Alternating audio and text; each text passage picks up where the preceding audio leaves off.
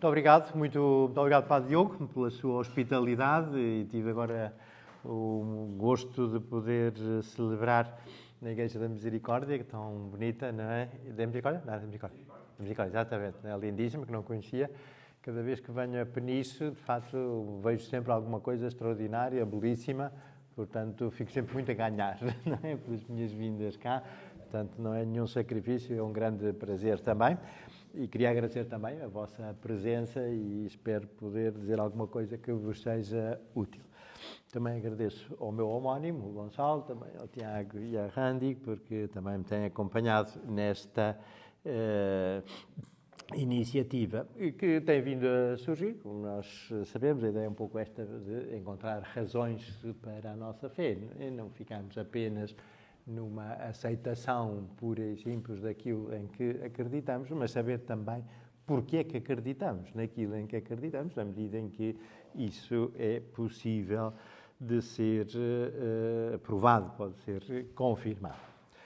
E desde que há cristianismo, há, de facto, lendas e tradições, algumas verdadeiras, outras nem por isso. Por exemplo, todos nós conhecemos os chamados evangelhos apócrifos. Não é uma designação muito correta. Apócrifos quer dizer falsos. Os evangelhos apócrifos não são necessariamente falsos, mas são evangelhos que a Igreja não reconhece como canónicos, ou seja, não reconhece como palavra de Deus.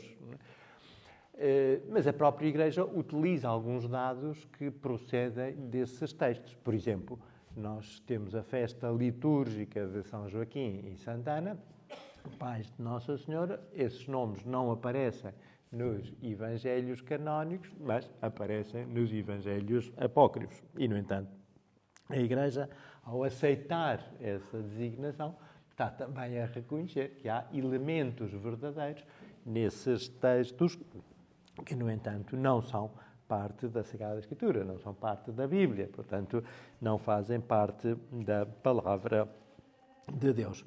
Depois também há tradições que, às vezes até de origem popular, que, enfim, não têm, de facto, fundamento na realidade.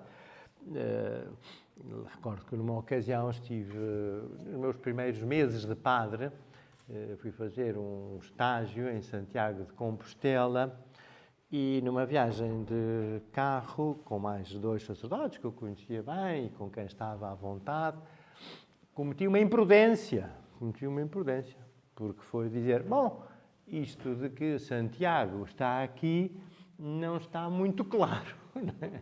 E porquê é que eu disse isto? Bom, é que há um buraco de 7 séculos, né? Desde a morte de Santiago, que ainda para mais foi em Jerusalém, não foi na Galiza, né? E as primeiras manifestações de devoção a Santiago em Compostela, na Galiza. Né? Mas mal disse isto, não é? Esses 2 sacerdotes, muito amavelmente, olharam para mim como se eu fosse o anticristo que estava ali. Claro que procurei imediatamente sair daquela situação embaraçosa, dizendo, não, claro que nós sabemos que está, mas do ponto de vista histórico é difícil provar, não é? Essa realidade. E, com efeito, é difícil provar essa realidade. Até havia quem dizia, não é, que havia um mártir a quem cortaram a cabeça e ele apanhou a cabeça do chão e beijou-a. Que é um grande milagre, porque um tipo sem boca conseguir beijar a sua própria cabeça, de facto, não é propriamente uma coisa muito fácil. O que quer dizer com isto? Quero dizer que temos que ter algum espírito crítico, não é? Muito obrigado. Temos que reconhecer que, de facto, há tradições, que há tradições veneráveis, que há tradições certificadas pela ciência histórica e que essas merecem a nossa aceitação, mas também há, ao longo de 2000 anos de cristianismo, há também histórias que se foram contando e que se foram fomentando e que não têm fundamento histórico.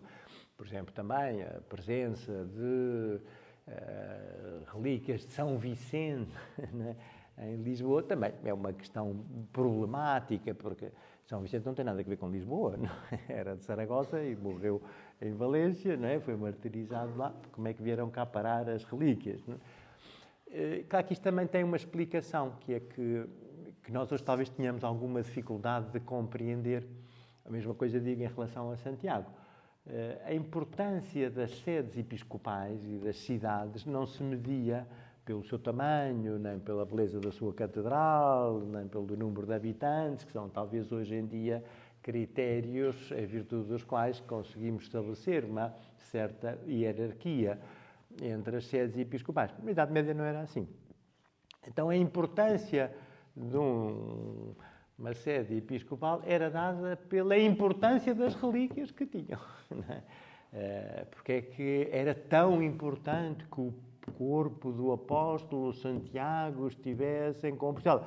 Porque então, da mesma forma como se faziam romarias a Roma, e não é por acaso que se chamam romarias, não é? Romarias porquê? Porque Roma é a terra dos apóstolos, onde está São Pedro e São Paulo, não é? Portanto, as pessoas iam lá peregrinar, não é? Se em Santiago também há, de facto, um apóstolo, então também se pode peregrinar, e o caminho de Santiago tornou-se famosíssimo por causa disso, com todas as consequências que isso tem. Agora, aliás, está-se a refazer o caminho de Santiago. Há pessoas que o fazem até alheias à preocupação religiosa, fazem às vezes até só por desporto ou por outra coisa, para ficar lá com o certificado que fizeram o caminho de Santiago. Mas houve milhares de pessoas que foram a Santiago só porque constava que lá estava o corpo de um apóstolo. Não é? Portanto, isso dava imensa importância a uma sede episcopal. E por isso também que Portugal, que Lisboa, quisesse ter as relíquias de São Vicente, era uma coisa fantástica, não era uma coisa importantíssima. E pode ser que a história do barco com os corvos e tal seja simplesmente uma forma de explicar aquilo que não seria fácil de explicar. Não é? E às vezes até uma forma de conestar eventualmente um roubo de relíquias. Um arcebispo de Santiago de Compostela, com 3 cônegos, foi a Braga roubar relíquias. Não é? Isto é quase uma espécie de um episódio de um filme do Faroeste. Não é? Mais ainda, depois de fazer o roubo, fugiram, mas o cônego que levava as relíquias ia por um caminho e o arcebispo e os outros por outro, para despistar os perseguidores. Isto, de fato, é na melhor lógica de Hollywood, não é?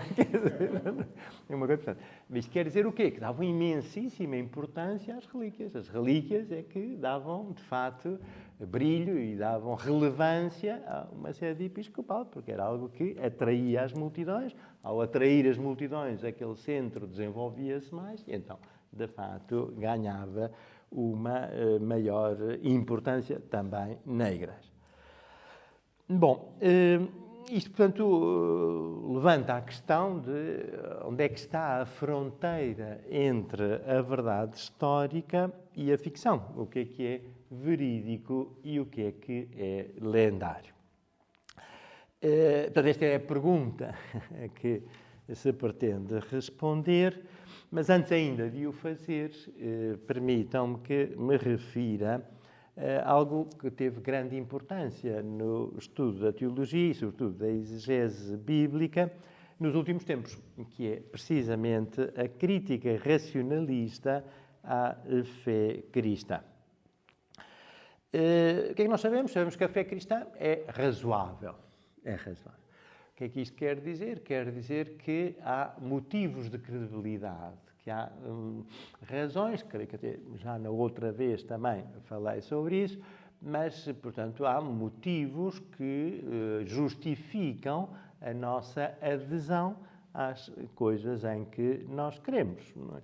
A nossa atitude de crentes não é uma atitude não reflexiva, é uma atitude que nasce de uma observação e de uma constatação de que aquilo que nos é dito e por quem nos é dito é suscetível de ser aceite por nós. Da mesma forma, se eu tenho aqui um prémio Nobel da Física que me diz uma coisa qualquer da física, não é? Bom, eu provavelmente não tenho conhecimentos que me permitam objetar essa sua afirmação. Mas o facto de ser um prémio Nobel da Física e estar a falar sobre um tema que é da sua competência leva-me a aderir àquilo que ele diz. em princípio, ele é uma pessoa sábia nesta matéria, está a falar desta matéria, pois eu não tenho por que opor nada, eu sou um ignorante ao pé dele, portanto, se ele diz isto é porque tenho que acreditar, de algum modo, naquilo que é a sua sabedoria. Nós muitas vezes funcionamos com esta fé humana. Eu vou ao médico, o médico receita-me um comprimido. Não vou dizer ao seu doutor, explique-me lá o que é que isto faz. Não, ele não vai explicar 6 anos de curso de medicina. Eu vou ou não vou, e se vou, sujeito-me àquilo que ele me queira dizer. E ele diz-me que é aquilo e aquilo que eu tomo, pronto. Quer dizer, não posso se calhar dizer, mas eu tenho isto, ou tenho aquela alergia, ou tenho aquela contraindicação. Está bem, mas muito bem, ele resolve isso, mas ele não tem que dar razões de porque é que faz aquilo que faz, porque a minha ida ao médico já é um ato em virtude do qual eu aceito a autoridade dele sobre aquela matéria em que ele é assumidamente uma pessoa competente. Daí também que Jesus Cristo fez profecias e fez milagres, não é? E até quando iam dizer a Jesus, faz lá um milagre, mas já fiz tantos. Porquê é que vocês não acreditam nos que eu já fiz, não é? Vocês não querem um milagre, vocês querem ter uma desculpa para não acreditar, que é diferente, não é? Porque todos os milagres que eu já fiz vão todos no mesmo sentido e, portanto, todos eles e cada um deles é uma prova suficiente para que aquilo que eu digo, aquilo que eu anuncio é verdade. Então, em relação a isto, é importante termos em conta um movimento muito nocivo que abalou muito as raízes da nossa fé, sobretudo neste aspecto da historicidade de Cristo e na veracidade da Escritura. Estou-me a referir à crítica racionalista na forma do modernismo. Modernismo é uma palavra um tanto ou quanto ambígua, também há modernismo na arte, também há modernismo noutras correntes culturais. O modernismo na teologia significa sujeitar à crítica racional tudo aquilo que os evangelhos dizem. E, portanto, de alguma forma,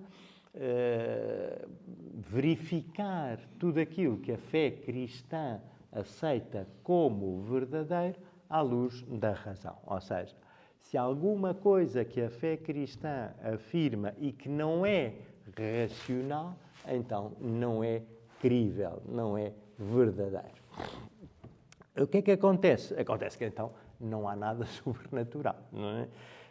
E há muito essa tendência certos modernistas protestantes também, mas que depois também tiveram alguma repercussão na Igreja Católica. Portanto, o Evangelho fala do possesso. Não é possesso nenhum, não é? Aquilo não era possesso nenhum, era um tipo doente, tinha umas convulsões, que estrebuchava de vez em quando e dava espuma, mas aquilo era uma coisa epilética. E o que acontece é que depois Jesus Cristo disse alguma coisa, e aquela coisa que Jesus Cristo disse teve nele aquele impacto, que ele, com aquele choque daquilo que lhe foi dito naquele momento, ficou bom, mas que também ficava bom se não fosse Jesus. Portanto, não foi milagre nenhum, não há ninguém possesso, não há nenhuma possessão diabólica. Isso é uma interpretação que não é racional, que não é sustentável de um ponto de vista crítico. Temos é que reduzir esse facto àquilo que é a sua explicação razoável, não é? Ou a multiplicação dos pães e peixes. Não há multiplicação nenhuma de pães e peixes, não é? Então, o que é que isso quer dizer? Não, isso quer dizer que, está bem, pois Cristo é o alimento das nossas almas, Cristo dá a todos os homens, não é? Aquela bagagem que alimenta o corpo em sentido próprio, porque isso seria uma coisa até relativamente irrelevante, que é que isso interessa, não é? Mas sim, que é o alimento para a nossa alma, para a nossa cultura, para a nossa inteligência. E é essa a mensagem que aquilo pretende traduzir, que pretende expressar. Não podemos ficar no sentido literal daquilo que é dito, mas temos que ficar no seu sentido simbólico, não é? E isso até parecia razoável em algumas coisas. Por exemplo, a criação do mundo em 6 dias, não é? Deus no primeiro dia, no segundo dia, no terceiro dia, quarto dia, quinto dia, depois ao sexto dia. Estou um bocado farto, não é? De criar coisas, não é? Agora vou descansar um bocadinho, não é? Não é assim, não é? Como nós sabemos, não é assim. Mas isto é uma versão que é uma versão humanizada, é uma versão que facilita a nossa compreensão, é uma versão que torna mais acessível a nós a ação criadora de Deus, não é? a ação criadora de Deus definida com rigor seria uma série de equações físicas, que algum físico lia aquilo e dizia: que maravilha, isto é um espetáculo, não é? Isto é fabuloso, não é? Mas 99,9999% das pessoas que não somos físicos, olhávamos para aquilo não nos dizia nada. Não dizia, não é? Portanto, utiliza-se uma linguagem, utiliza-se um estilo que não pode ser interpretado literalmente, tem que ser interpretado espiritualmente. É esse o seu sentido. Bom, o que é que acontece? Acontece que o modernismo recebido na Igreja Católica teve uma consequência negativa, que não tanto ao nível da negação do dogma, mas do seu esvaziamento. O que eu quero dizer com isto? Se eu agora vos dissesse Cristo não ressuscitou, isto é uma heresia. Amanhã o Sr. Núncio podia me chamar. Se eu olho que recebi um telefonema de Peniche, ontem à noite, disseram-me que o Sr. Padre lá disse que Jesus Cristo não ressuscitou. É verdade que o Sr. Padre disse que Jesus Cristo não ressuscitou? Se eu disser sim, é verdade. Sabe que isso é uma heresia? Sei. Confirma isso? Confirmo. Então é herege. Ponto. Deusinho. Já está. Não é? Portanto, os teólogos católicos que aceitaram tomar uma medida crítica quase modernista tiveram a suficiente inteligência para não o fazer. E por isso nós não encontramos um teólogo católico que nega a ressurreição. Porque isso seria heresia. Formalmente seria uma heresia. Não é? Se fosse confrontado com essa afirmação, contrário ao credo, bom, aí não há dúvidas. Então, o que é que acontece? Isso sim é mais frequente, isso sim é mais habitual. É encontrarmos um teólogo católico que diz: não, Cristo ressuscitou, não ponho em dúvidas que Cristo ressuscitou. Mas, e aqui vem o mas, é preciso entender o que é isso. A ressurreição é que o corpo morto de Jesus voltou a ver. Não, claro que não é isso. Isso é uma interpretação comum, ordinária, não é? Não é isso que está em causa, nem isso não interessa para nada com o corpo. Não é isso, não. Não, quer dizer que isto ressuscitou porque a sua mensagem está viva, porque o seu amor por nós não morrerá, porque todos os seus ensinamentos são vividos pelos seus fiéis, porque a recordação da sua passagem pelo mundo não perece. Pronto, é nesse sentido que isso ressuscitou. Mas a Igreja não diz isso. Quando a Igreja diz que ressuscitou, não está a dizer isso. A Igreja está a dizer outra coisa completamente diferente. Aquele corpo morto voltou à vida. Aquele corpo morto. Não outra coisa. Aquele corpo morto. Não é? E até por isso Tomé não quer acreditar. Não é? E por isso até diz: só acredito se vir, não é? As provas das chagas. Não é? Para ter a certeza que é o mesmo, não é? Que é o que morreu na cruz, não outro. Não. Outro exemplo, que ainda não há muito tempo aconteceu no nosso país, uma pessoa que teve a infelicidade de fazer uma declaração um pouco ambígua, não é? Sobre a virgindade de Maria. Não é? Bom, a virgindade de Maria, claro que não se pode tomar isto em sentido literal, que Maria era virgem. Também era virgem antes de conceber, mas depois, claro que não pode ter continuado virgem depois de nascer Jesus. Não faz sentido do ponto de vista físico, genético, biológico, seja o que for, não é? Portanto, temos que entender a virgindade em que sentido? No sentido espiritual, não é? Quer dizer, é uma fé intacta, é uma fé íntegra, é uma fé que não foi violada, é uma fé pura, é uma fé imaculada. Não é o seu corpo, não é isso, não é isso que interessa. Abro um parênteses. Sempre me fez muita confusão como é que as pessoas que sabem que Deus criou o mundo veem dificuldade em Deus fazer com que uma mulher virgem use um filho. Quer dizer que é muito mais complicado, digo eu, não é? Mas enfim, não é? Mas isto é que eu chamo o esvaziamento católico, ou seja, mantemos o nome. Maria é Virgem. Sim, claro, eu também digo isso. Até para não incorrer, não é, numa negação formal do dogma, que levaria necessariamente à heresia. Mas retira o seu conteúdo real. E então fica aqui uma figura, fica uma imagem, não é? Mas não corresponde a uma realidade. quando aquilo que nós confessamos não é uma imagem, não é um símbolo, é uma realidade física. Porque a virgindade é uma coisa física, como a ressurreição é uma coisa física. É um corpo que morreu, que esteve sepultado. E esse corpo voltou a aparecer vivo. E era ele mesmo. Era ele mesmo. Bom. Sim, senhores.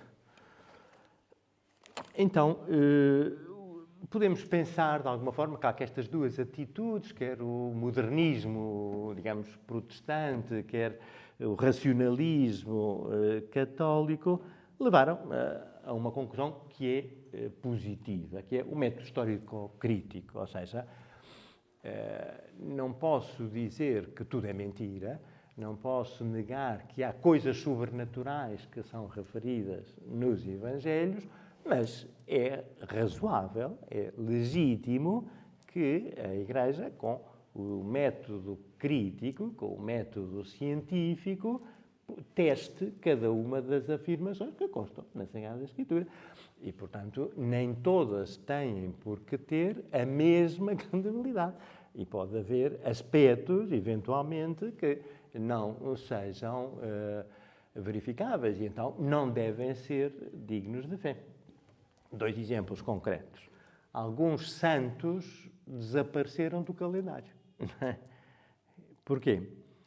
Foram descanonizados? Não, isso nunca aconteceu. Nem pode acontecer porque a canonização é um ato infalível do Papa, portanto. Mas havia santos que se mantinham pela tradição popular, não é? Como a Santa Filomena, a famosa Santa Filomena, não é?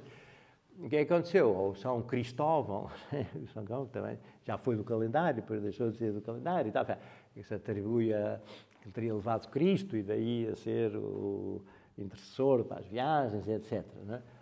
Não é que foi santo e depois deixou de ser. Não, chegou-se foi à conclusão que nunca tinha sido canonizado. Foi uma tradição que surgiu espontaneamente, que se manteve, que foi tolerada, que foi permitida, sem nunca ser expressamente autorizada, mas, posteriormente, veio-se a descobrir, não há razões que permitam fazer esta afirmação.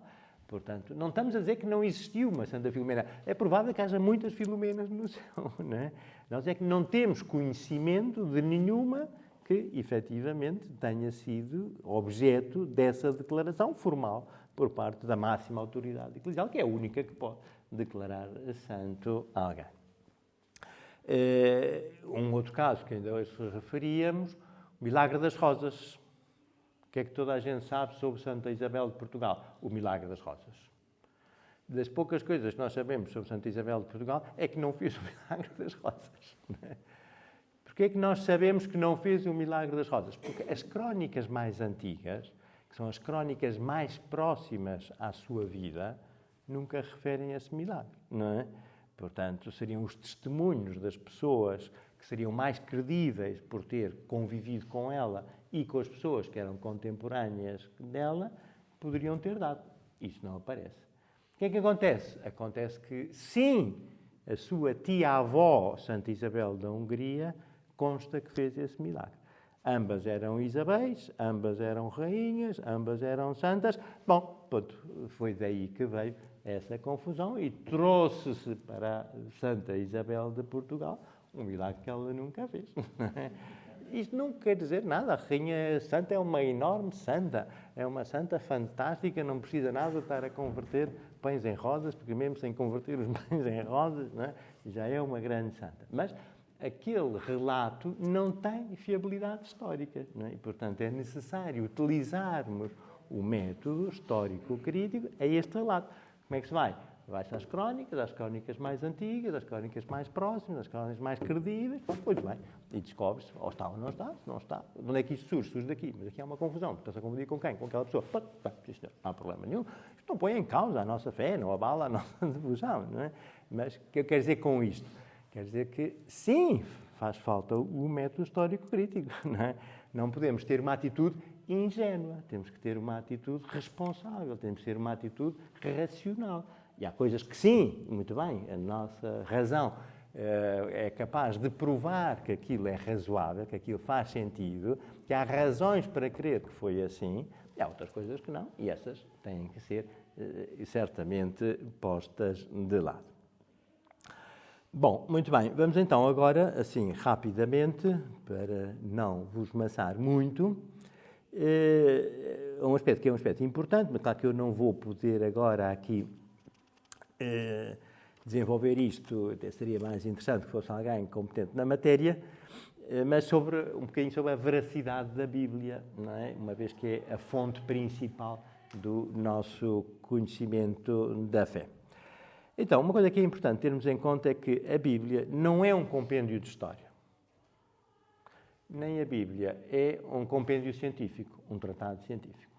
Portanto, não podemos olhar para a Bíblia com essa atitude, porque então certamente que seríamos defraudados. Portanto, se não é um compêndio histórico, nem é um tratado científico, não podemos encontrar na Bíblia aquele tipo de precisão terminológica ou aquele tipo de informação que seriam próprios de um compêndio de história ou que seriam próprios de um tratado científico. E volto a falar da criação. Porque é que a criação não nos é referida numa linguagem científica? Pelo argumento que eu já dei, porque isso não seria compreensível para a grande maioria das pessoas, e porque aquilo que se nos quer dizer com o relato da criação não é apenas que Deus é criador de todas as coisas. Isso já sabemos pela nossa razão. Quer-se nos dizer também que Deus é criador de cada uma das coisas.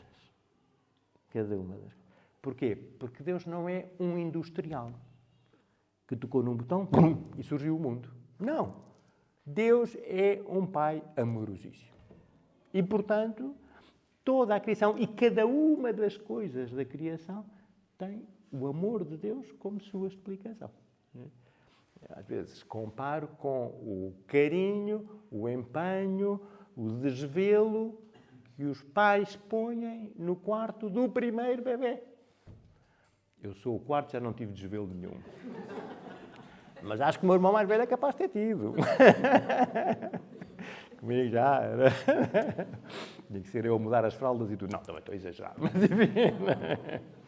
Mas, o que é que quer dizer com isto? Não é? O que é que faz o pai e a mãe? Vamos comprar o bercinho. E depois comprámos umas cortinas. E olha, comprei um anjinho da guarda. E comprei esta roupinha para ele e tal. Não é? Todos esses gestos, cada um desses momentos é um momento de amor, é um ato de amor dos pais pelo filho, não é? Que esperam com essa ansiedade, que esperam com esse desvelo. E é isso que se nos diz a Bíblia da criação. E um dia Deus criou o mar, depois outro dia Deus criou a terra, depois Deus criou os pássaros, não é? depois os animais, depois as plantas, depois as flores. Uma coisa fantástica, não é? E tudo isso são manifestações de quê? Do amor de Deus. Não é? Do amor de Deus por nós. Não é? E é isso que é importante transmitir. Porque a Bíblia é um livro essencialmente religioso. A sua finalidade é transmitir aos homens quem é Deus. E quem é Deus para nós. Que é Pai. Só nos é revelado explicitamente em Cristo, como nós sabemos, não é? Mas essa é a grande revelação. E, portanto, se nos dissesse como é que foi a criação do mundo, Big Bang, blum, que explodiu tudo e apareceu tudo. Quer lá saber, não é? O que é que isso me interessa? Como se Deus fosse uma espécie de industrial das salsichas, carrega no botão e saem salsichas. Não, é? Não, Deus não é assim, não é? Deus é um Pai. E, portanto, a revelação é feita daquela forma que mais universalmente nos transmite aquilo que Deus é. E é por isso mesmo que é aquela forma tão humana de referir a criação, até ao ponto de Deus descansar, não é uma forma que possa ser interpretada literalmente, não faz sentido, não é? Mas que deve ser interpretada nesse sentido. Quer-me ser transmitida precisamente esta imagem de um Deus carinhoso, de um Deus próximo, de um Deus paternal, de um Deus ternurento, de um Deus atento até às coisas mais pequenas, que parecem insignificantes, mas que o amor dá uma grande dimensão. Por isso mesmo, não é? Poderíamos dizer, e aqui também, portanto, temos isso em conta, eu vou dar um exemplo, eu posso estudar a história de Portugal pelos Lusíadas? os Lusíadas têm muitas referências à história de Portugal, não é? Quando o Vasco da Gama vai chegando aos diferentes portos, não é? E se entrevista lá com os régulos e os reis e tal, fala do Afonso Henriques, e fala disto, e fala daquilo. Daquilo é um compêndio de história? Não. É um texto poético, não é? Que pretende quê? Exaltar o povo português, não é? Os Lusíadas, não é? Portanto, os feitos dos lusitanos, não é? O que é que nós fizemos na nossa história? Há coisas que ele conta, há coisas que ele não conta. Há aspectos da nossa história que não aparecem lá para nada, há outros que aparecem, e às vezes até de uma forma romanceada, não é? Que não corresponde inteiramente àquilo que aconteceu.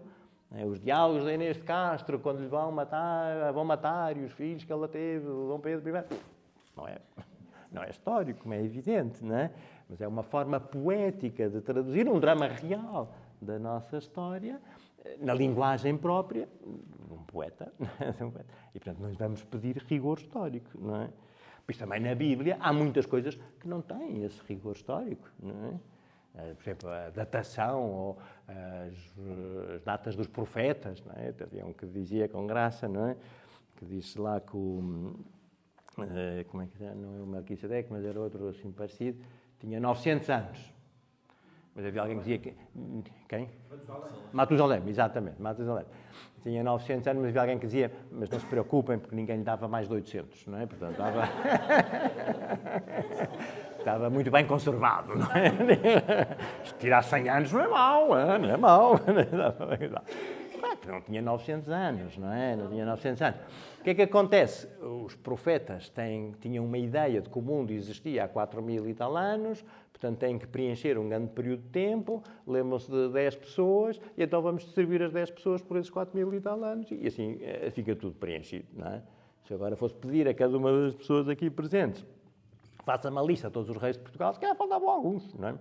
Acertávamos todos no Filipe I, II e III, que isso é muito fácil. Também sabíamos que o primeiro era o Dom Afonso Henriques, porque isso também é fácil. Agora, depois lá ali um rei no meio da primeira dinastia ou no meio da segunda, escapavas. Porque, então, se calhar, também éramos levados a ampliar o anterior e o sucessor para preencher aquele buraco que não sabíamos a quem tinha correspondido. Isto é aquilo que se chama os géneros literários, não é? Portanto, cada texto tem um género literário adequado àquilo que é a sua finalidade, não é?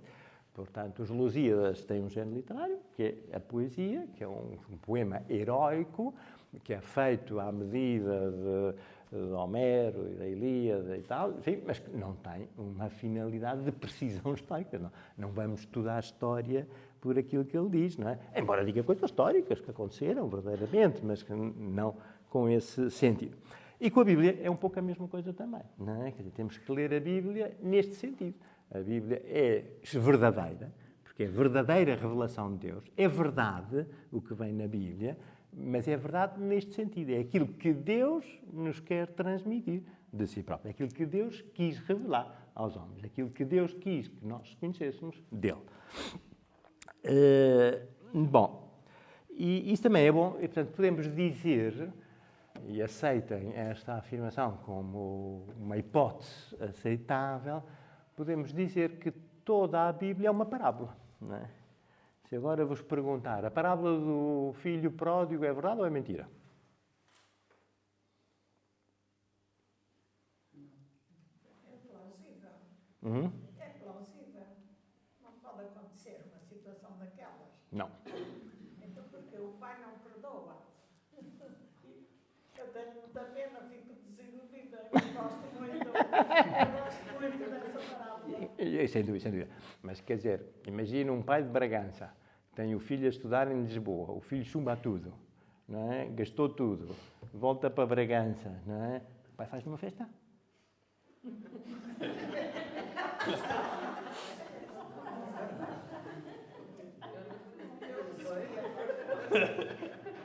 Sabe que havia uma história a esse propósito, não é? Havia uma história a esse propósito, que era um rapaz que estava a estudar e, de facto, tinha chumbado a tudo, menos a uma cadeira, e dependia essa cadeira se passava ou não passava de ano, mas chumbou também. Naquela altura não havia telemóveis, não havia nada dessas coisas e tal, mas ele manda um telegrama à mãe, Tinha um pai um bocado enérgico e preparar a chegada à casa, que não ia ser propriamente muito gloriosa, não é? E disse: mãe, chumbei, prepara o pai. Bom, enfim, a coisa já estava mais ou menos encaminhada, está já a sair de casa, recebe um telegrama da mãe. Pai preparado, prepara-te tu.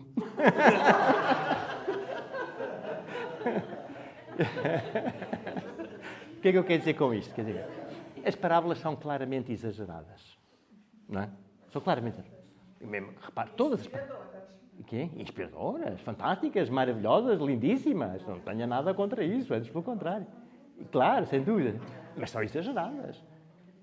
Imagine que tem um terreno, convida 5 pessoas para trabalhar lá. Uma que começa às 8 da manhã, outro começa ao meio-dia, outro começa às 3 da tarde, outro começa às 5 e outro começa às 7. Vai pagar a todos igual? Não, o sindicato não deixa. Não vai. Eu também não. Mas a parábola diz que sim. Não é? O que é que eu quero dizer com isto? Mas isso é de propósito. Não é? Porquê? Porque a parábola do filho pródigo não é verdadeira quanto à história que conta. Porque provavelmente nunca aconteceu. Não é? É verdadeira quanto ao amor de Deus por nós. É assim que Deus nos ama. Verdadeiramente. Isso é que é a verdade da parábola. Não é? Ou seja, o que é que quer dizer com isto? A Sagrada Escritura não é necessariamente verdadeira quanto à parábola, mas é necessariamente verdadeira naquilo que a parábola nos transmite do amor de Deus. Não é? Porque o amor de Deus é muito mais do que o pai do filho pródigo fez por ele. Não é? Muito mais, muito mais. Não é? Nós nem sequer podemos imaginar. E por isso mesmo, aquele exagero não é forçado. É verdadeiro. E se peca, é peca por defeito, não por ser. Porque Deus ama muito mais tudo aquilo que nós podemos imaginar. Mas era preciso que isso nos fosse transmitido de alguma forma. E o Nosso Senhor escolheu essa forma, certamente belíssima. Não tenho nada contra o filho pródigo. Não? Até porque eu, se com alguém me pareça, é com ele. E bem preciso disso. Mas é isso mesmo. Quer dizer, não é? Portanto, o que eu quero dizer com isto, o que é? Que a parábola do filho pródigo é verdadeira como parábola. Não é? É verdadeira como ensinamento. É verdadeira como analogia. É verdadeira como revelação do amor de Deus por nós. Não posso dizer, não, havia um pai que tinha 2 filhos, um foi para longe, outro foi para aqui. Para onde é que ele foi? Se calhar foi para ali a 10 km, não é? Terá ido ali para Óbidos? Não, ou para... Não faz sentido. Não faz sentido. Não é? Portanto, é isso que é. Bom, então agora vou enumerar assim rapidamente alguns argumentos contra a veracidade bíblica e depois alguns argumentos em sentido contrário. A primeira é que os autores dos Evangelhos são tudo autores parciais. Não é? Autores parciais. Não é? Se houve um jogo de futebol entre 2 equipas e eu peço o relato desse jogo, adeptos de uma equipa ou de outra, não vou ter o mesmo relato. Não é? Porque há uns que vão pensar que o árbitro favoreceu a equipe contrária, outros vão pensar o contrário, uns vão dizer que um golo foi merecido, outros vão dizer que o golo foi injusto, etc. Não é? Ou seja, nós nunca conseguimos julgar imparcial e objetivamente uma coisa que nos afeta. Ora, quem é que escreve os Evangelhos? 2 são apóstolos e os outros 2 são discípulos. Portanto, era malta comprada por Nosso Senhor. Isto pode ir para a Operação Marquês. É um caso de corrupção. Não é? Portanto, isto é um argumento contra. Não é? Eu estou agora a fazer de advogado do diabo. Não sei se ele me vai pagar, mas vou fazer de advogado. Argumentos contra. Depois, muitas vezes falta sentido crítico dos evangelistas. Porquê? Quer dizer, Mateus era cobrador de impostos. Tinha conhecimentos históricos? Provavelmente não. São João era pescador. Também tem todo o respeito pelos pescadores, mas também não era propriamente uma profissão que lhe desse uma mestria no que diz respeito a fazer uma história. Nem ele era capaz de saber se o tipo que aparece a Jesus é um epilético ou é um possesso, que não é uma coisa assim evidente, não é? Pode ser epilético, mas pode ser possesso. Como é que se distingue o epilético do possesso, não é? É fácil, não é? Sobretudo para uma pessoa que não tem conhecimentos clínicos, não é? E não sabe, portanto, do assunto, não é? Depois, não há fontes objetivas e imparciais em relação à vida do nosso Senhor Jesus Cristo. Não é? Se eu dissesse assim, está bem, eu tenho esta coisa que foi feita pelos apóstolos, discípulos, etc., evangelistas, que eram amigos e tal, e andaram com ele, conheceram, mas também tenho estas fontes que me falam dele, e são pessoas que nem sequer eram cristãos, e portanto, mas não tenho. Não é? Não tenho. Ou praticamente não tenho, mas já vou falar de uma que sim existe. Não é? E depois também aquilo já aconteceu há 2000 anos. Imaginem que eu hoje chegava aqui, não é preciso imaginar muito, porque estou mesmo cá, não é? Portanto, não é? E vos dizia, não sei se sabiam que o Vasco da Gama não tinha uma orelha. Qual será a vossa reação? Nunca tinha ouvido dizer isso. Mas naquela altura usavam o cabelo comprido, se calhar. Mas também não tenho um argumento contra, não é? Nunca ouvi dizer, ninguém jurou que o Vasco da Gama tivesse 2 orelhas, não é? Agora, se eu, em vez de dizer que o Vasco da Gama não tinha uma orelha, dissesse que o Salazar não tinha uma perna, aí já me punham em causa. Pode, desculpe lá, mas esse senhor é um senhor recente, não é? Não é? E há muita gente que o conheceu, e há muita gente que escreveu sobre ele. Nunca ninguém disse que lhe faltava uma perna, não é? Faltava-lhe outras coisas, bom senso e outras coisas, mas perna não, não faltava, não é? Quer dizer que... Portanto, não me venha dizer isso, não é? Que provas é que o senhor tem disso? Não, esta noite descobri isso. Não, toma calma aí, não é? Isto não é credível, não é credível, não é? Portanto, o tempo que nos separa de Jesus, que são 2000 e tal anos, também dificulta a nossa crítica. Como é que eu posso pôr em causa qualquer coisa que está aqui escrita? Está escrita há 2000 anos. Não é? Não tenho meios para, não é? para o poder dizer, não é? Eu nem sequer poderia dizer que o Vasco da Gama, que foi em 1500 e tal, e faltava uma orelha, não sei lá se ele tinha uma orelha, 2 ou 3, não sei quantas orelhas é que o Vasco da Gama tinha, não é? Muito menos Jesus Cristo, foi muito antes disso, foi há 2000 anos, não é? Portanto, isso levar-me a concluir, isto não tem muita credibilidade, não é? Eu não sei exatamente se esta informação que aqui me é dada é fiável ou não. Bom, depois de ter feito advogado do diabo, vou agora fazer de bom advogado. Hein? Que tal? Senão o padre Diogo põe-me logo na rua. Não é? Vem cá falar de defender o diabo, não é aceitável. Ia dizer há bons advogados. Exato. Que chato é que o diabo não me paga. Mas enfim, bom, então, o que é quer dizer? Argumentos a favor. Argumentos a favor. Os evangelistas, talvez até por serem pessoas simples, não escrevem sobre teorias. As pessoas simples não escrevem sobre teorias. Não as têm. Não as têm. Portanto, escrevem sobre o quê? Factos. Factos. Portanto, o seu testemunho tem o valor de uma experiência. Não sei se já leram. Se não leram, eu vou permitir-me ler o começo da primeira carta de São João, que é impressionante. Ouçam isto. O que era desde o princípio, o que ouvimos, o que vimos com os nossos olhos, o que contemplamos, o que apalparam as nossas mãos relativamente ao verbo da vida, porque a vida se manifestou, nós a vimos, damos dela testemunho e vos anunciamos a vida eterna que estava no Pai e nos apareceu. Isso que vimos e ouvimos, vos anunciamos. Para que vós também tenhais comunhão connosco e para que a nossa comunhão seja com o Pai e com o seu Filho Jesus Cristo. Estas coisas vos escrevemos para que a nossa alegria seja completa. Isto é impressionante. São João não diz, mas aqui a pensar umas coisas assim ao crepúsculo, estava um dia lindíssimo, umas nuvens, uma coisa extraordinária, e passou-me isto pela cabeça. Não, não é isso. O que é que ele diz? É aquilo que nasce da sua experiência empírica, daquilo que ele tocou. O que nós vimos, o que nós ouvimos, o que vimos com os nossos olhos, o que contemplamos, o que apalparam as nossas mãos, e depois volta a dizer, isso que vimos e ouvimos, vos anunciamos. Não é? Isto é o próprio de quê? Da testemunha. Imaginemos que agora há aí um acidente. Vamos à janela ver o que aconteceu. Muito típico, Mironte. Vai ver, não é? Depois somos chamados para testemunhar. Porquê? Porque vimos. Não é? Onde é que estavam os carros? Como é que aconteceu? Como é que não aconteceu?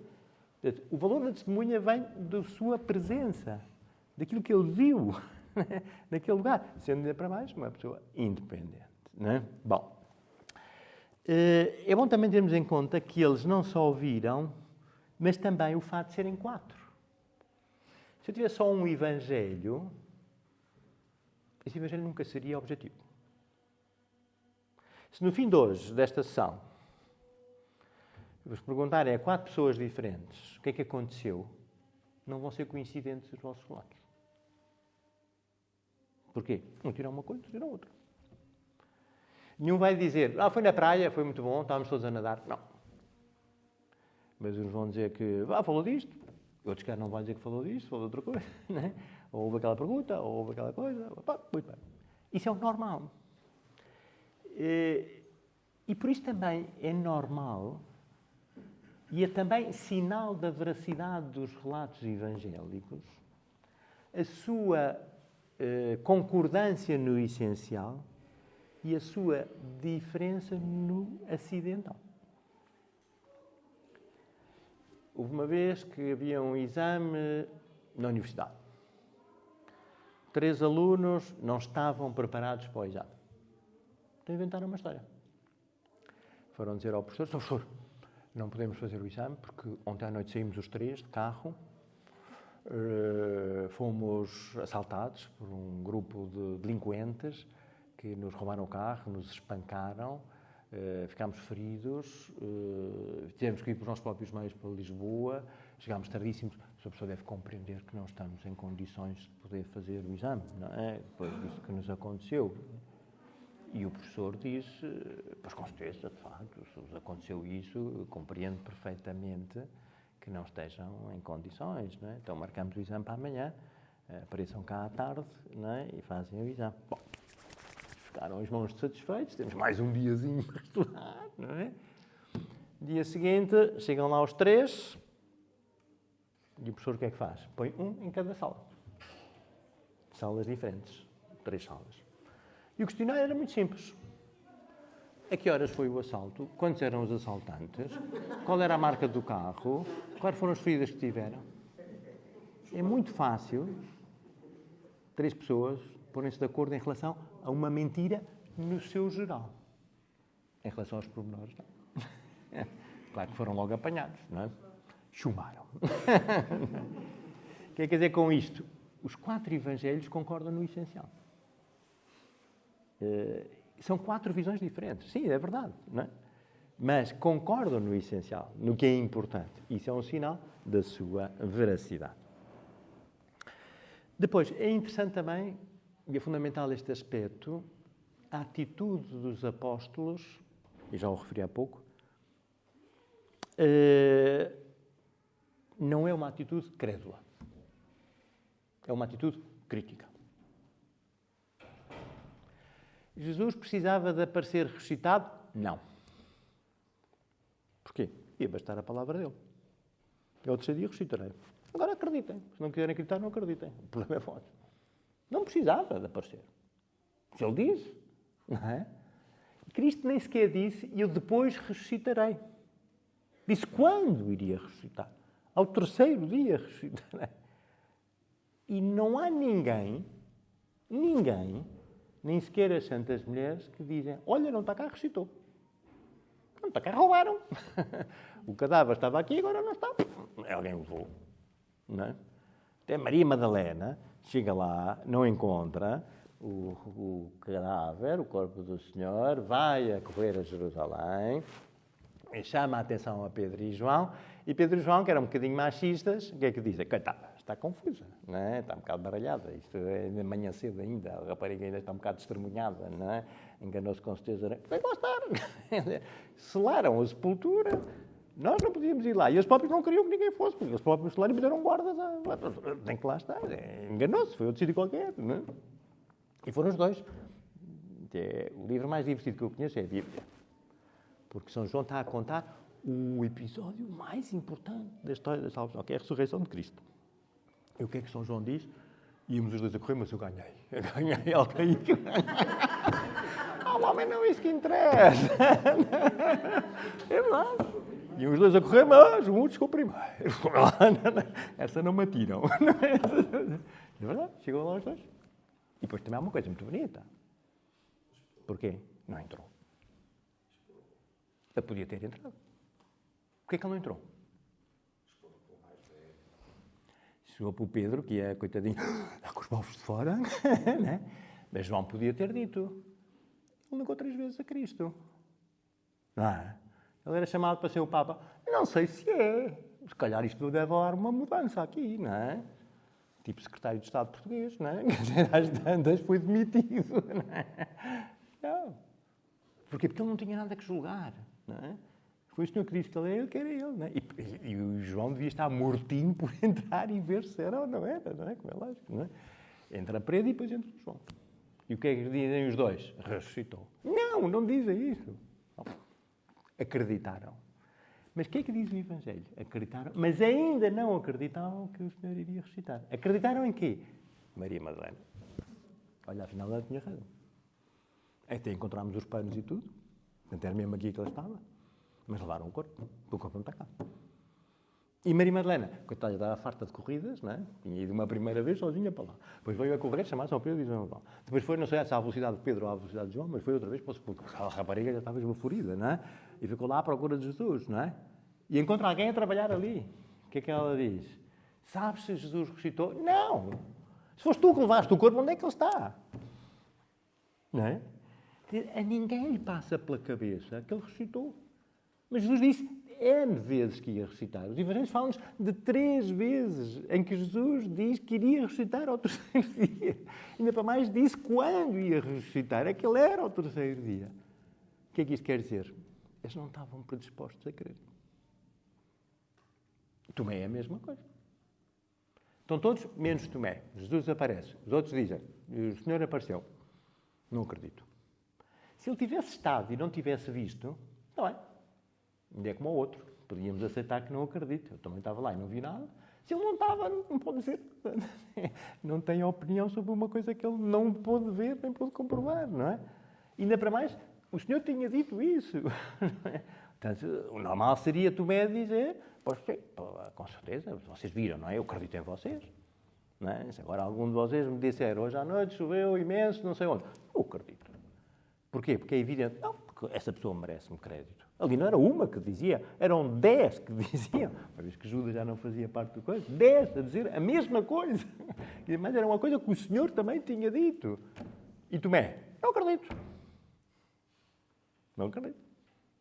Mas pôs uma condição. Só acreditarei se puser a minha mão nas suas chagas. Para comprovar que não é outro, mas aquele que morreu na cruz. Tem as chagas. Nós sabemos até que as chagas eram mais aqui do que aqui, não é? Porque aqui o peso do corpo rasgaria, não é? Põe uma condição, para ter a certeza absoluta que é o mesmo, não é o outro, é o mesmo. E Jesus o que é que diz? Então, olha, paciência, não acreditas, o problema é teu. Não, aparece. Põe as tuas mãos nas minhas chagas e acredita. Não é? E é então que Tomé aceita. O que é que isto quer dizer? Os apóstolos não são pessoas fáceis, ingênuas, simplórias, que acreditam na primeira coisa que lhes dizem. Não! Eles só acreditam quando aquilo se torna uma evidência. Uma evidência. Nós sabemos, mais do que isso, sabemos que São Paulo nos diz que mais de 500 cristãos viram Cristo ressuscitar. Em diferentes momentos, em diferentes circunstâncias. Os próprios discípulos de Emaús estão com ele, a falar com ele e não o reconhecem. E depois são eles que dão testemunho que era Jesus. Não é? Portanto, não foram pessoas fáceis para acreditar. Foram pessoas que só acreditaram quando o facto se lhes impôs. Não é? E depois acreditaram porque já não podiam negar o que era uma óbvia evidência. Disse há pouco que não há relatos não cristãos sobre Jesus. Não é inteiramente verdade. Flávio Josefo é uma figura curiosa, porque é um judeu romanizado, como, aliás, o seu próprio nome indica. José, ou Josefo, é um nome judaico, Flávio é um nome romano. Não é? Portanto, ele escreveu um texto que é fundamental para o conhecimento da época, que se chama As Antiguidades Judaicas. Não é? E fala de um tal Cresto, não é? Que morreu crucificado, mas que os seus discípulos dizem que está vivo. Isto é interessante, não é? Interessante, quer dizer, claro que isto não tinha muita expressão social, não é? Era um grupinho, não é? Era um grupinho. Na Judeia houve 1001 revoltas e apareceram não sei quantos falsos messias e falsos profetas e tudo mais. Portanto, não era uma coisa que fosse muito digna de registro e por isso também não é muito de espantar que naquela altura as pessoas não tenham tomado isso a sério. Mas hoje em dia, negar a historicidade de Jesus Cristo é a mesma coisa que negar a historicidade de Júlio César, ou de Cleópatra, ou de Alexandre Magno, ou de Aristóteles, não é? São figuras que ninguém põe em causa, que existiram, porque temos mais que testemunhos que asseguram a sua realidade. Não é? É muito interessante também como é que começa o Evangelho segundo São Lucas. É muito interessante, São Lucas, como nós sabemos, não é dos 12, mas era um dos discípulos. Há quem diga que talvez até fosse um dos 72 discípulos que Jesus envia a pregar, não sabemos ao certo. Também há quem diga que ele era médico, também pode ser que sim, pode ser que não sabemos. Mas é fundamental a sua introdução ao terceiro Evangelho. Diz Lucas, visto que muitos já empreenderam pôr em ordem a narração das coisas que entre nós se cumpriram, como nulas referiram os que desde o princípio as viram e foram ministros da palavra, pareceu-me bom, também a mim, depois de ter investigado diligentemente tudo desde o princípio, escrever-te por ordem a sua narração, excelentíssimo Teófilo, para que conheças a solidez dos ensinamentos que recebeste. Ou seja, o que é que Lucas diz? Na altura em que ele escreve, já circulavam muitos relatos em relação a Jesus. Normal, não é? Normal. Não é? Já havia mais cristãos, já havia mais controvérsias, já havia mais discussão, havia muito mais. E o que é que Lucas faz? Não tem uma atitude crítica. Isto deve ser tudo verdade, ou deve ser tudo mentira. Não. Foi investigar tudo diligentemente, desde o princípio, para que aquele cristão a quem ele escreve possa conhecer a solidez dos ensinamentos que recebeu. E nesse aspecto é curioso que os apóstolos, que os evangelistas, mais concretamente, dizem coisas que não era suposto serem ditas. Por exemplo, não era suposto dizer que Pedro negou 3 vezes a Jesus. Se eu fosse São Pedro, cá foi por isso que não fui São Pedro, mas Nosso Senhor subiu ao céu, agora sou eu que mando nisto, marcava uma reuniãozinha com os 4 evangelistas, não é? Mateus, Marcos, Lucas e João. Há aí um pequeno episódio, não é? De uma tripla negação. Isso é para pagar, não é? Isso tirem da história, isso não convém, eu é que sou o chefe, como é que as pessoas vão aceitar um Papa que negou 3 vezes? Isso apaga isso, homem, apaga isso. Não é? Claro, não convinha. E às vezes o Nosso Senhor diz que eles têm pouca fé. Bom, mas pouca fé. Dizer que Judas era um dos apóstolos. Homem, isso é uma vergonha, homem. Um dos apóstolos ainda para mais. Homem, não pode dizer uma coisa. Ainda o Evangelho de hoje, não é? Não pode ir com isso, não é? Quer dizer, e se o evangelista dissesse e foi traído por um discípulo? Está bem, pronto, um discípulo eram muitos. Não, uma altura em que o Nosso Senhor manda 72 pregar. Está bem, não, a coisa fica mais... E não era mentira. Judas era discípulo ou não era discípulo? Era, discípulo era, não é? Ou por um dos seus amigos, ou por um judeu. Está bem, pronto, assim um bocado. Um dos apóstolos. Mas que vergonha! Não é? Portanto, se alguém estava interessado em não dizer a verdade, eram eles próprios, não é? E, no entanto, dizem a verdade. Também é verdade que, obviamente, não lhes convinha. É verdade que a nós não nos convinha. Quer dizer, quando o cristianismo é pregado no Japão, não usam a cruz.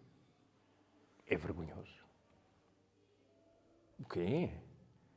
O Messias, o Salvador, morreu crucificado, vencedor da noite. Não venham cá contar isso. E é verdade. É vergonhoso. Não é? Mas a Igreja não quer, deixou de dizer. Não é? Portanto, isto não é um texto feito à medida das nossas conveniências.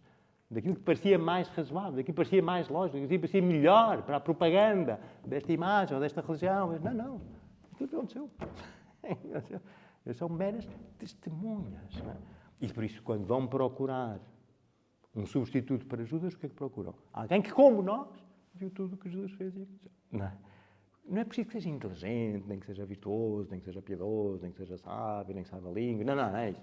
Que seja testemunha. Que seja testemunha das coisas que entre nós aconteceram. Porque esse é o ministério deles. Dar testemunho daquilo que conheceram de Jesus. E depois, por último, não é?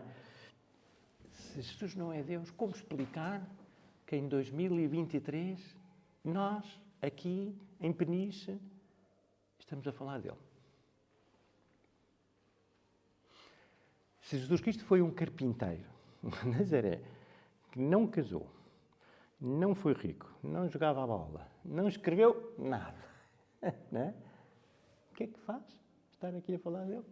Porquê é que nós, aqui, em 2023, em Peniche, estamos a falar dele? Faria sentido? Não faria sentido. Já para acabar. A Bíblia não é um compêndio de história, mas nem um tratado científico, mas a revelação que Deus faz em ordem à nossa salvação. Por isso não se lhe pode exigir a precisão científica, embora tudo o que relata seja verdade, num certo sentido.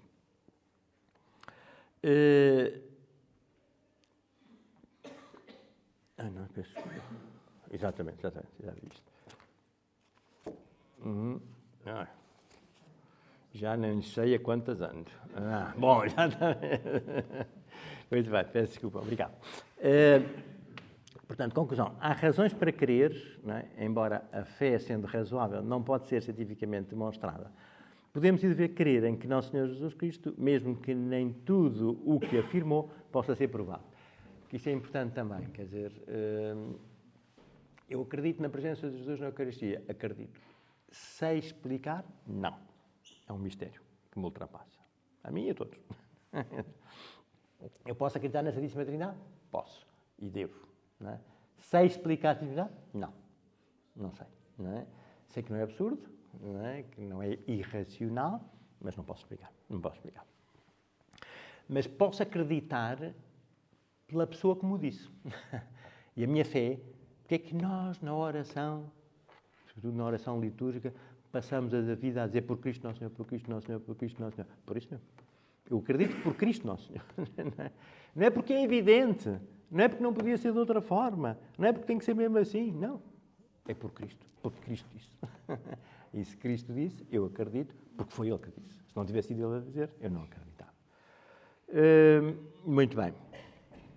Depois, a Bíblia tem que ser entendida, portanto, à luz dos géneros literários, e ela é, em si mesma, uma parábola que é adaptada à nossa condição. Né? Portanto, se eu quero explicar a uma criança de 5 anos como é que foi concebido o seu irmãozinho, não lhe vou explicar com o mesmo detalhe com que vou explicar a um aluno finalista de medicina o que é a concepção do novo ser humano. Vou dizer uma mentira à criancinha? Não. Não devo nunca mentir, mas vou utilizar uma linguagem a que ela seja acessível. Não é? Quando já não tiver 5 anos, tiver 12, já explicarei de outra forma. Não é? Quando não tiver 12, tiver 15, outra forma. Quando tiver 20, ou tiver 22 e tiver em medicina, então já expliquei de outra forma. Não é? Portanto, Deus tem que adaptar o seu discurso à nossa capacidade de compreensão.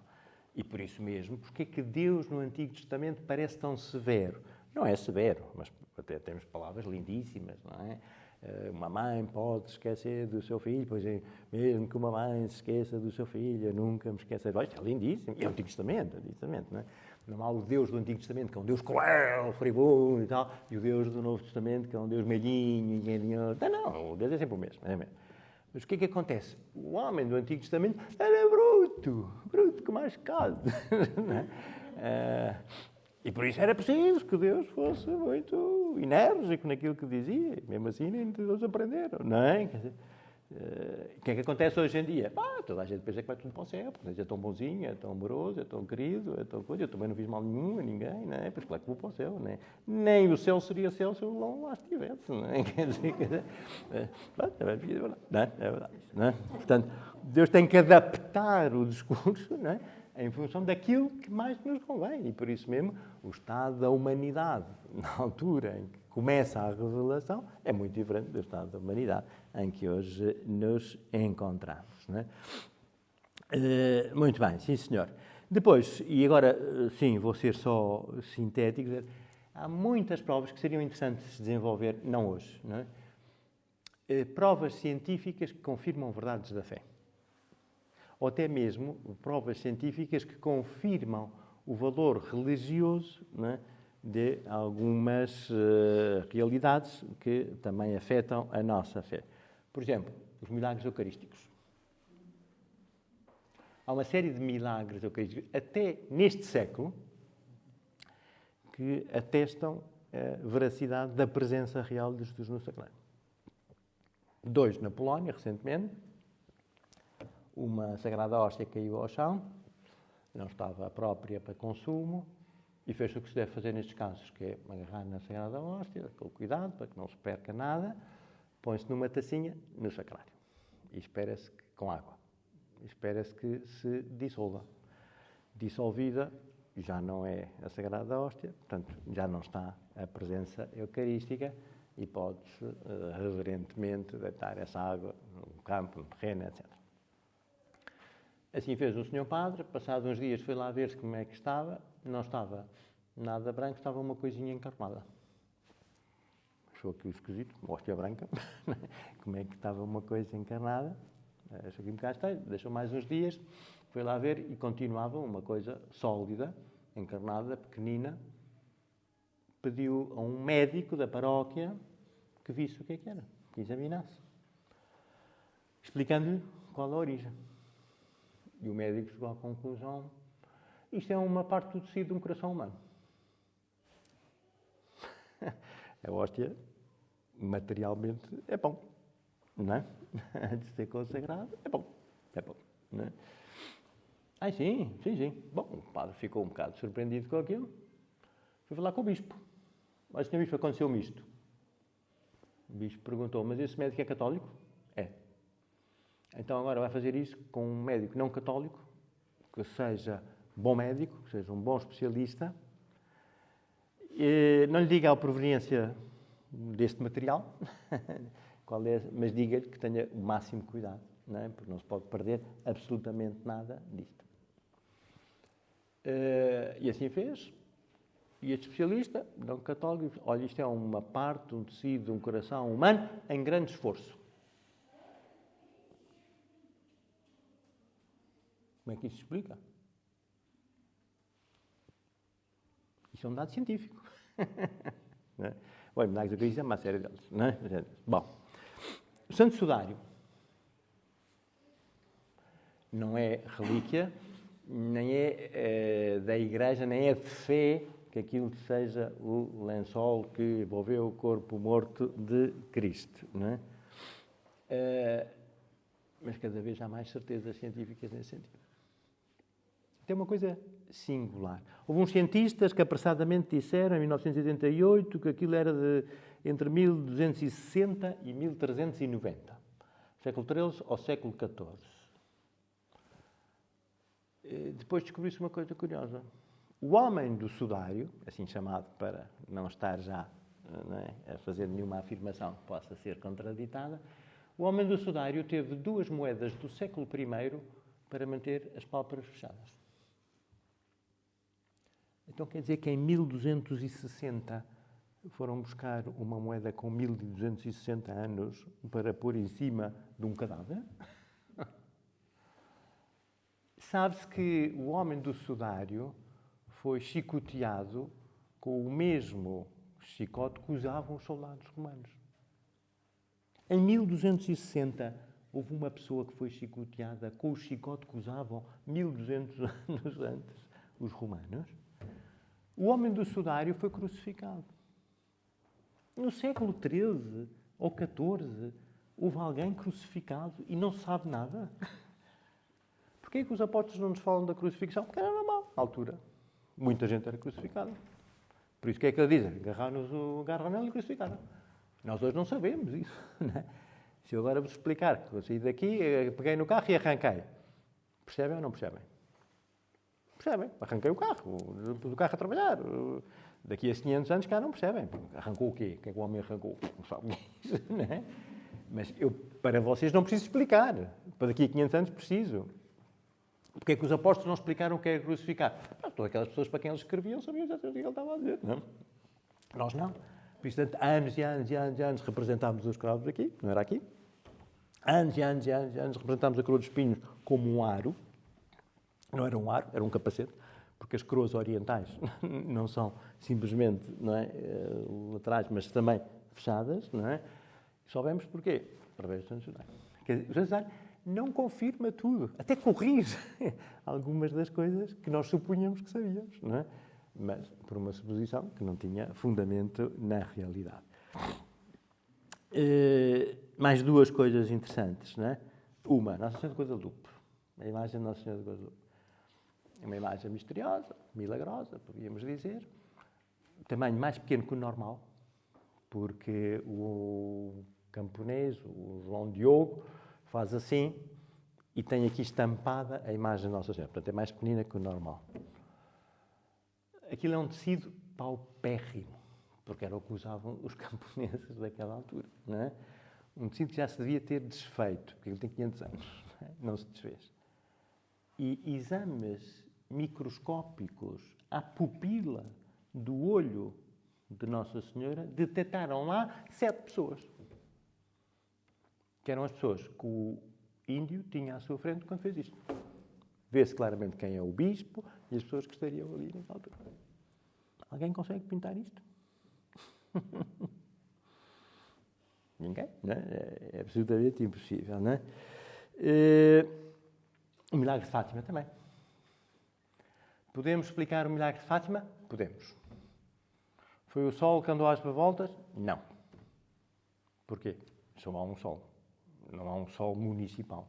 O único sol que há é não só nacional, como é mundial. Não é? Se o sol tivesse andado às voltas, todas as pessoas, em sítios onde era de dia, tinham visto. Não é? Portanto, se nem todas as pessoas viram, só em Fátima é que viram, não foi o sol que andou às voltas. Então, o que é que foi? Foi um fenómeno atmosférico explicado pelos cientistas, em virtude do qual as pessoas que estavam naquele lugar, dadas as circunstâncias absolutamente extraordinárias que ali se verificaram, tiveram essa sensação. Não é? Então, não há milagre? Porquê? A Lúcia nunca podia ter previsto isto com meses de antecedência. Porquê que os pais vão com eles à última aparição? Não vai acontecer o milagre e vão matá-los. Então a gente sabia que havia milagre. Foram milhares de pessoas, não é? O milagre não foi aquilo que aconteceu, foi que ela pudesse avisar que aquilo ia acontecer naquele lugar, naquele dia e àquela hora. E aconteceu naquele dia e àquela hora. Algum de vocês já viu o sol a dar voltas? Já viu? Sim? Engraçado. Eu nunca vi. Mas conseguiu prever? Não. Mas pode. Sim? Engraçado. Um em Medjugorje e outro no Escorial. Está bem, são sítios especiais. São sítios especiais, exatamente. Não é? Depois também, já para terminar, não é?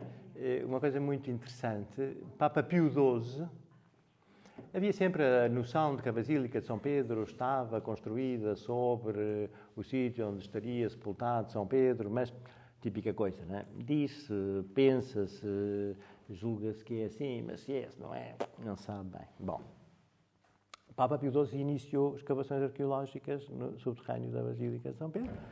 E até foi uma famosa arqueóloga italiana, Margherita Guarducci, que depois escreveu um livro muito interessante que se chama Pietro Ritrovato, Pedro Reencontrado, e que ela diz uma coisa importantíssima, não é? Quer dizer, não, de facto, encontramos um cemitério romano, encontramos um lugar para onde convergiam muitas sepulturas com símbolos paleocristãos. Né? Os símbolos paleocristãos é o bom pastor, o peixe, etc. Naquela altura não usavam a cruz, não é?